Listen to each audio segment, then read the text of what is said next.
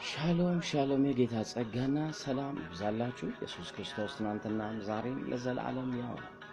ዛሬ ደግሞ ጥቂት እግዚአብሔርን ቃል ከኔ ጋር አብረን እናይወዳለው። በምንም አይነት መንገድ ውስጥ የምታልፉ ዛሬ ለእናንተ የምስራች አለ። መሻገር ይሆንላችኋል። በነገሮቻችሁ መካከል መቅረት አይሆንባችሁ። ይሄንን ስላችሁ መጽሐፍ ቅዱስ በሉቃስ ወንጌል ምዕራፍ 8 ቁጥር 22 ላይ ኢየሱስ ከሚናገረው ሐሳብ እነሳና አንዳንድ ነገሮች እንድናይወዳለን።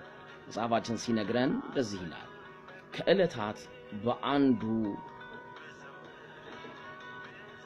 እርሱ ከደቀ መዛሙርት ጋር ወደ ታንኳ ገብቶ ወደ ማዶ ባህር ማዶ እንሻገር አላቸው። ተነስተው ሲሄዱም አንቀላፋ ብሎ መጽሐፍ ይነግረናል። ኢየሱስ ወደ ማዶ እንሻገር የሚለው ሐሳብ ከርሱ የመጣ እምነት ደግሞ ከነሱ ልብ የሚጠበቅ ነው። ሁሉ ጊዜ እግዚአብሔር እንሻገር ሲል ለተሻለ ነገር ነው፣ ለከበረ ነገር ነው።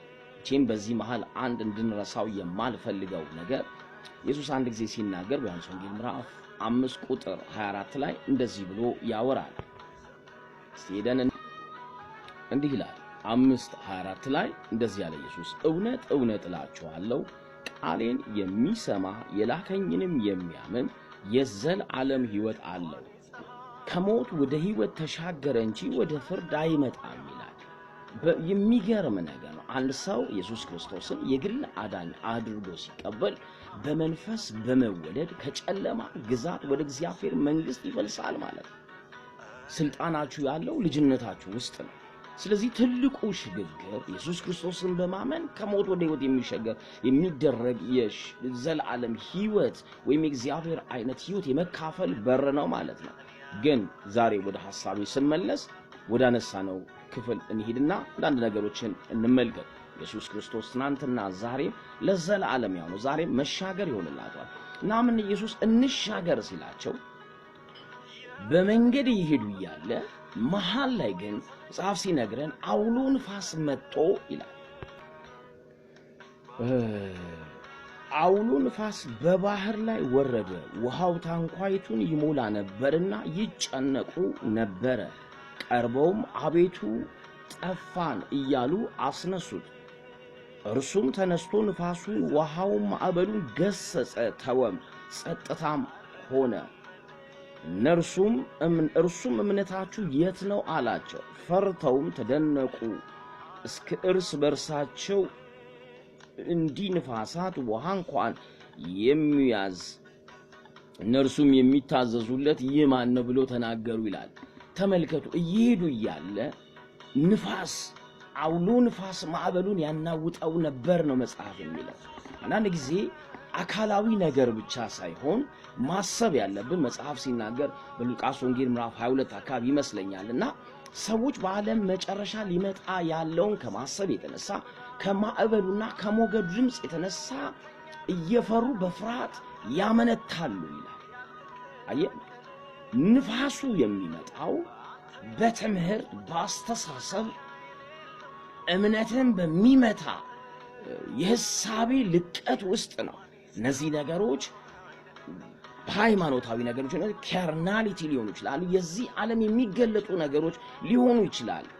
እግዚአብሔር ግን ከነገሮች በላይ ትሻገራለህ ካለ እግዚአብሔር ትሻገራለህ ያለ የእምነት ልብህን የሚያናውጡ ሐሳቦችን የምታስተናግዱ ሰዎች ልበላችሁ፣ እግዚአብሔር ያሻግራችኋል። እግዚአብሔር በመንገዳችሁ ላይ እንግዳን ነገር ያደርጋል። መሻገር ይሆንላችኋል። ኢየሱስ ከተሻገሩ በኋላ በዛው ሉቃስ ወንጌል ምዕራፍ 8 ቁጥር 26 ላይ የሚነግረን ሐሳብ አንድ ሰው ነበር ይላል። ተመልከቱ፣ ተአምራትን ለማየት ነው እንሻገር ያላቸው እንጂ መሃል ላይ እንዲጠፋ አይደለም። ሌጊዮን ስፒሪት የነበረበት በብረት አስረውት ብረት ሰባብሮ የሚያመልጥ ብረት ሊይዘው የማይችል ሰው ነበር። ኢየሱስን ሲያይ እንዲህ ነው ያለው፣ አንተ የሕያው የእግዚአብሔር ልጅ ከአንተ ጋር ምን አለኝ? እንዳታሰቃየኝ እለምናለሁ። እንዲህ መናፍስት እንኳን ሲለዩት ኢየሱስ እንዳታሰቃይ እንግዲህ ብረት የሚሰባበር ሰው ኢየሱስ ነፃ አወጣ። ኢየሱስ ፈታ። ዛሬም ልበላችሁ በምንም አይነት መንገድ ላይ በሚቀጥል ምዕራፋችሁ ላይ ተስፋ አድርጉ። እግዚአብሔር ተአምራትን በእናንተ ጉዳይ ላይ ያደርጋል። የእናንተ ነገር መሐላ አይሰጥምም፣ አይጠፋም። በጌታ በኢየሱስ ስም in every dimension እናንተ በጀመራችሁት ጉዳይ መለኮት ጣልቃ ይገባል። ኢየሱስ ተነስቶ እንዲህ አለ፣ እምነታችሁ የታለ? ማዕበሉ ያናወጠው ንፋስ አልፎ ነፍስ ዓለማቸውን ነው ያናወጠው፣ ፌዛቸውን ነው የመታው። ልበላችሁ እግዚአብሔር በእናንተ ሕይወት በጀመረው ነገር ሰነፍ ያስቆማችሁ፣ የክፎች ቃል ያስቆማችሁ። ተአምራት ግን በእምነት ዓለም በሕይወታችሁ ላይ፣ በኑሯችሁ ላይ፣ በቢዝነሳችሁ ላይ ይገለጣል።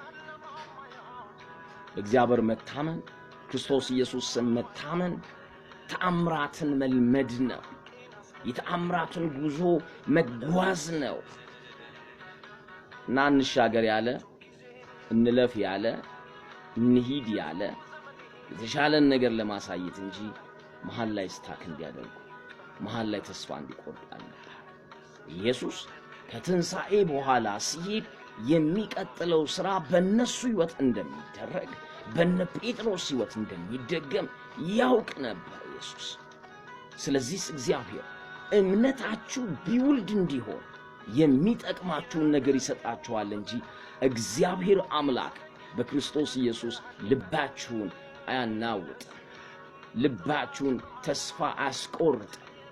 ተአምራት ይሆንልሃል፣ ተአምራት ይሁንል፣ አልፈ መሄድ ይሁንል። ኢየሱስ ክርስቶስ ለዘለዓለም ጌታ ነው። ተባረኩልኝ። መልካም ጊዜ ይሁንላችሁ። ብለስ ዩ